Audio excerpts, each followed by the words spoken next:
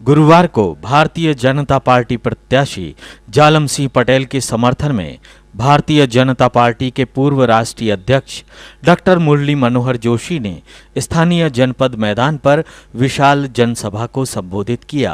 इस मौके पर पार्टी के पदाधिकारी मंचासीन रहे।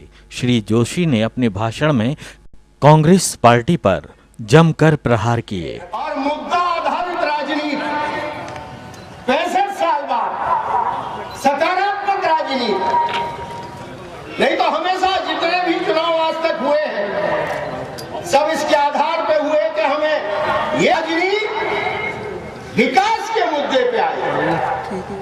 के इतिहास में पहले हमने गुजरात में लिखा और मध्य प्रदेश हिंदुस्तान का वो नायाब प्रदेश है जिसके संबंध में आज मध्य प्रदेश की सरजमीन पे बताने की जरूरत नहीं। दिल से हम बार हिंदुस्तान, चाहे सड़क हो, चाहे हमारे दैनंदिन धंधे हो, कोई बचा नहीं। और इसलिए हम आपसे नीति आधारित समर्थन चाहते हैं। तो 93 से लेकर 2003 के 10 साल कांग्रेस के और 2003 से 2013 10 साल भारतीय जनता पार्टी। उपाध्याय ने कहा था, उन्होंने कहा था कि अगर विकास की परिभाषा तय होगी और पैमाना तय होगा तो वो क्या होगा। उन्होंने उदाहरण दिया था कि अगर आदमी के शरीर में रीढ़ की हड्डी है तो वो खड़ा हो पाएगा, वो तब चल पाएगा और दौड़ पाएगा। अगर रीढ़ की हड्डी नहीं है तो वो खड़ा भी नहीं हो सकता, चल नहीं सकता और दौड़ नहीं सकता। और अगर देश के विकास में अगर कहीं कोई पैमाना है तो वो है सड़क। अगर सड़क नहीं होगी तो पलायन को रोक नहीं सकता।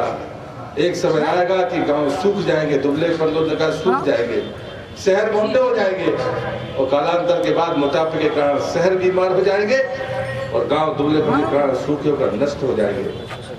कि नरसिंहपुर की चारों सीट पर कमल खिले और वो जाकर शिवराज सिंह को तीसरी बार मुख्यमंत्री के लिए अपना वोट दें।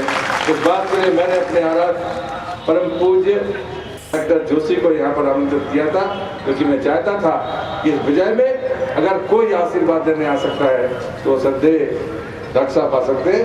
मैं उस धरती पर, नरसिंह भगवान की धरती पर उनका अभिनंदन करता हूँ।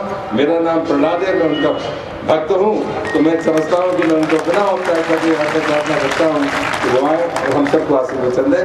आदरणीय डॉक्टर साहब, हम जमीन से जुड़े इस सोच के साथ शिवराज सिंह जी की सरकार काम करना शुरू किया और मुझे खुशी है कि उन्होंने इस प्रदेश में इस बात को सिद्ध करके दिखाया कि अगर शासन सही में जमीन से जुड़ के सोच करे तो जमीन अपने आप उसके लिए सारे साधन उपलब्ध करा देती है। हिंदुस्तान का बड़ा उद्योगपति, बड़ा व्यापारी, काला बाजारी वो तबका है, वो उसे आम आदमी समझता नहीं। आम आदमी कैसा होता है, उसकी क्या ताकत होती है, ये हम माता सीता का अपहरण हुआ, लंकाधिपति रावण ने अपहरण किया। कहते हैं सोने की लंका का मालिक था रावण। लंका सोने की बनी हुई थी का क्या मतलब है? मकान तो सोने के नहीं बनते, कोई सोने के मकान में रह नहीं सकता। इसका मतलब यह है कि लंका की आधारशिला, उसकी अर्थव्यवस्था, उसका सोच स्वर्ण केंद्रित था, पैसे पर आधारित थी, पूंजी पर आधारित थी वो व्यवस्था। तखत वाला नहीं है, जमीन का उम्मीदवार। और इसलिए के दर्द को जानते हैं जो आम आदमी की। ये इस बात का नमूना है आपके सामने मध्य प्रदेश कि अगर हम अपनी धरती से जुड़ के योजनाएं बनाएंगे तो वो जन कल्याणकारी होती है। इस प्रदेश ने ये साबित किया कि कृषि पर, खेती के लिए पानी पर, बीज पर, खाद पर बल देके इस जमीन से सोना प्राप्त किया जा सकता है। और आज इस जमीन से मिलने वाली इस तमाम साधन सामग्री से ये सारे काम हो रहे हैं कि आपको गरीब को पैसा मिल रहा है, बीमारी के समय पैसा मिल रहा है, शमशान के लिए पैसा मिल रहा है, बच्चों की पढ़ाई के लिए पैसा मिल रहा है, प्राकृतिक आपदा पर आपको अनुदान मिल रहा है। ये कहाँ से आ रहा है पैसा? ये पूंजीपति का नहीं आया है पैसा, ये पैसा बड़े उद्योग धंधों से नहीं आया है, ये पैसा आपकी ही मेहनत से आया है। आपने जो कुछ शासन का सहयोग किया और नई नीतियों को यहाँ क्रियान्वित किया, उसमें से ये फल मिला। और मैंने देखा कि हमारे देश में गांव में गरीब को शिक्षा की व्यवस्था नहीं है, पढ़ नहीं सकता। बिना पढ़े व्यक्ति मनुष्य नहीं बनता। जब तक उसको समझ नहीं आए, जब तक उसका मस्तिष्क काम न करे, वो सोच न सके अपना भला बुरा, उसका जीवन व्यर्थ रहता है। इसलिए हमने दो काम किए। संविधान में परिवर्तन किया, बहुत विरोध किया मेरे लोगों ने। हमने कहा हम संविधान में परिवर्तन करेंगे।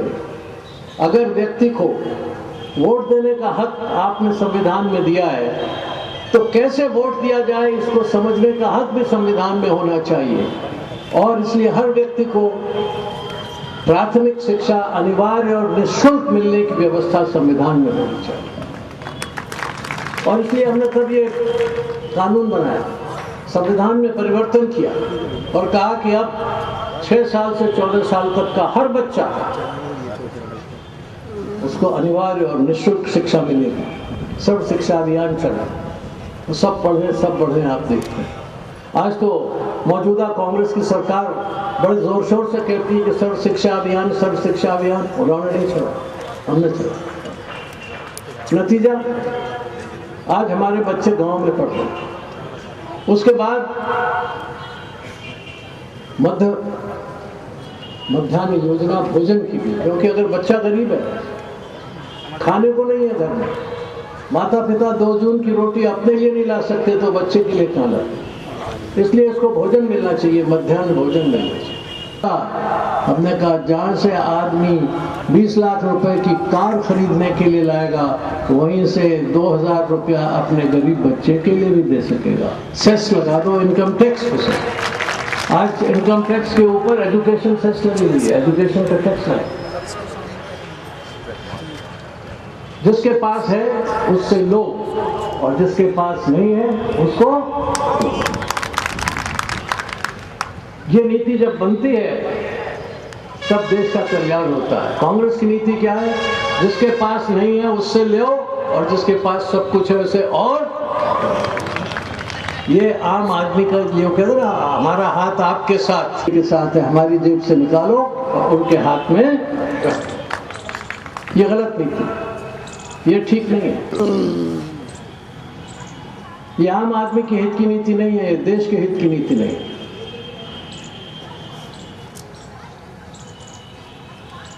और इसका नतीजा यह है कि जब आप केवल बड़े आदमी की बात सोचते हैं, उसके स्वार्थ की बात सोचते हैं, तो उसमें से भ्रष्टाचार निकलता है।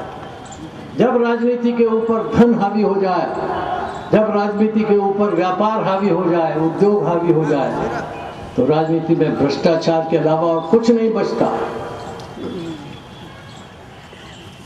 आज कोई ऐसी जगह नहीं बची कांग्रेस की हुकूमत में, केंद्र में, जहां भ्रष्टाचार न हुआ।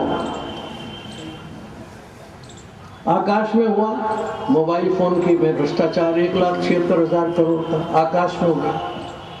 पृथ्वी पे हो गया, यहाँ खेल में घोटाला हो गया, किसानों के कर्जे में घोटाला हो गया, जमीन के नीचे घोटाला हो गया, कोयले में घोटाला हो गया, तेल में घोटाला हो गया।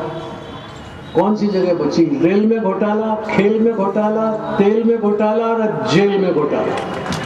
जो लोग जेल गए वो भी वहां घोटाला करे, घोटाले।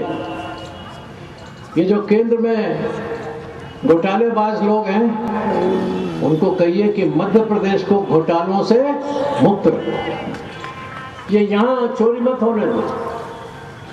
मैंने तो जांच की है इन सब में, इत्तेफाक से मुझे वो काम दिया गया है पार्टी की तरफ से कि ये जितने भी घोटाले होते हैं उनकी जांच करो। मुझे खुशी हुई जब हम कोयले की जांच कर रहे थे, ये मध्य प्रदेश की सरकार ऐसी थी कि जिसके पास जो कोयला था उसको इसने ठीक ढंग से बांटा, और अगर केंद्र की सरकार 200 रुपए कमा रही थी तो ये 2500 रुपए कमा रही थी। जब मध्य प्रदेश बना था तो बिजली नहीं थी। आज मध्य प्रदेश 24 घंटे बिजली देने की तरफ जा रहा है क्योंकि कोयले का सदुपयोग किया गया है। मैं ऐसा नहीं कहता कि हर चीज बिल्कुल एकदम नपी-तुली हो जाती है, नहीं, लेकिन कोशिश यही है। उधर की तरफ कदम बढ़े हुए हैं, कदम ब कदम उधर चल रहे हैं और आगे और अच्छा करके दिखाएंगे। 24 घंटे बिजली देना एक काम और सस्ती बिजली देना दूसरा काम। हर खेत को पानी देना वो एक काम है, लेकिन हर आदमी को स्वस्थ और स्वच्छ जल पहुंचाना ये दूसरा काम है। मैं भी गया था वहाँ उज्जैन, वहाँ होने वाला है सिंहस्थ, देखा वहाँ क्षिप्रा में पानी नहीं था तो नर्मदा का पानी क्षिप्रा में लाया जा रहा है। ये सोच की बात है कि भाई हल कीजिए कि यहाँ इस जनपद में वही लोग डापा मारिए कि यहाँ भी जिताओ, छोड़ो मत। चुनाव तो 2 फेज में है ना, एक ही फेज, लेकिन उसकी नींव रखी जाए, यहाँ से नींव रखी जाती है। ये नींव के पहले में बने करेंगे कि जमीनी आदमी को आप चुनाव जिता रहे हैं, तो जमीनी आदमी को जिताने से क्या फायदा होता है। दिल्ली में भी आप जमीनी आदमी, देश बहुत बड़ा है, देश बहुत समृद्ध है, हमारी सीमा के ऊपर अतिक्रमण, ये इतनी निर्बल दुर्बल नपुंसक सरकार कैसे हो गई। इतने वीरों की देश की भूमि में ये इस प्रकार की क्लैवता से पूर्ण सरकार कैसे आई है, बिल्कुल नपुंसक। क्या है ये सरकार, ऐसी होती है सरकार। हर रोज वित्त मंत्री बयान दे रहे हैं कि अब के सुधरा, अब के सुधरा, अब महंगाई कम होगी। अब मुझे बताइए, आप क्या महंगाई कम हो गई? केंद्र सरकार की जो बनाई हुई महंगाई है वो कम हुई क्या आपके यहाँ? नहीं, महंगाई बढ़ रहा है और रुपए की कीमत गिर रही है। महंगाई बढ़ती है, रुपया गिरता है, भ्रष्टाचार बढ़ता है और काला बाजार, लोग रोज परेशान है, महिलाएं असुरक्षित। और इस देश में महिला असुरक्षित तो मेरी समझ में नहीं आता। हमने तो महिला को मां माना, बेटियों का पूजन करते थे। दक्षिण में जाइए, अम्मा, वहां की मुख्यमंत्री है तमिलनाडु की, उन्हें सब कहते हैं अम्मा, मां। इस मां का अपमान इस देश में हो और लोग सोए रहे, कोई बोले नहीं। सरकार रोज कहती रहे कि हम ये कर रहे हैं, सरकार की दुष्कर्म कैसे कर सकता है, और करने के बाद फिर ये अपील लोग कैसे करते हैं कि इसको छोड़ दो, उसको सजा दो, उसको मत करो, इसको ये नहीं करो, उसको बोलो। देश की आत्मा को जगाना है, देश के लोगों के अंदर का जो पुरुषत्व है उसको जगाना है। अन्याय के खिलाफ खड़े हो, तो बहुत कमजोर है, सिर्फ बाहर से दिखाना चाहता है। इस देश को इसकी पुरानी गरिमा दिखानी है, वहीं पहुंचाना है इसको जहां पहले ये था। आपको शायद पता नहीं होगा कि जब देश आजाद हुआ था तब ₹1 $1, आज $1 और 60 रुपया प्रस्तुत हो गया। अब तो कभी कभी ये लगता है कि डॉलर और प्याज का मूल्य एक ही हो गया है। 60-70 रुपए किलो प्याज और 60-70 रुपए का $1। तो घर में अगर 1 किलो प्याज है तो समझ लो $1 आ गया आपके पास, हो गया। आप क्या बंद होना चाहिए। मेहनत लोगों की जो वो करते हैं उसके लिए प्रोत्साहित होना चाहिए। आपका ये तो क्षेत्र बहुत उर्वरा क्षेत्र है, देश की सबसे महत्वपूर्ण उपजाऊ स्थिति ही नहीं है, एशिया का सबसे महत्वपूर्ण उपजाऊ की दृष्टि से ये क्षेत्र बना है। मैं नहीं जानता कि उसका कितना फायदा केंद्र को समझ में आ रहा है इस बात का कि इस उपलब्धि का कैसे फायदा उठाया जाए। यहाँ के किसानों को और प्रोत्साहित किया जाना चाहिए। जो कुछ वो पैदा करते हैं उसकी उजरत उन्हें ठीक मिले, उनका जीवन सुधरे। अगर वो गन्ना पैदा करते हैं तो उसकी तरफ ध्यान दीजिए, अगर कोई और अनाज पैदा करते हैं तो उसकी तरफ ध्यान दीजिए। जो कुछ यहाँ अच्छा पैदा हो सकता है उसको बढ़ाइए और उसका नमूना देश भर में ले जाइए। और ये कहिए कि ये क्षेत्र नरसिंहपुर का क्षेत्र ये उर्वरा भूमि है, ये सारे एशिया में एक लाना है, यहाँ की इस भूमि की विशेषता को सारे देश में फैलाना है। वो तभी फैल सकती है जब 2013 में आप भोपाल पे कब्जा कीजिए और फिर 2014 में आप दिल्ली पर कब्जा कीजिए। तभी जब दिल्ली में आपकी जमीन से सारे हिंदुस्तान, इस देश को एक रखना है। वो हमारे जो बहादुर हैं वो कहते हैं कि हम लोग देश को तोड़ रहे हैं। जी नहीं, हम देश को जोड़ रहे हैं। अगर तोड़ा है तो उसका नमूना आप देख लीजिए। आंध्र में भाई को भाई से किसने लड़ाया? हमने। तेलंगाना में तेलुगु भाषी, सीमांध्रा में तेलुगु भाषी, दोनों को लड़ा दिया, एक ही आंध्र में से जिताएंगे। और जमीन से जुड़े हुए भारतीय जनता पार्टी के प्रत्याशी विजयी होंगे और जिले की चारों सीटों पर, चारों विधानसभा क्षेत्रों में भारतीय जनता पार्टी के प्रत्याशी विजयी होंगे। इससे पूर्व की आभार प्रदर्शन के लिए मैं एडवोकेट रमेश नेवाज जी को आवाज दूं। 2 सूचनाएं हैं। कल मुख्यमंत्री श्री शिवराज सिंह जी चौहान की सभाएं हमारे जिले में कल है। आम गांव में 1 बजे से है कल पहली सभा। और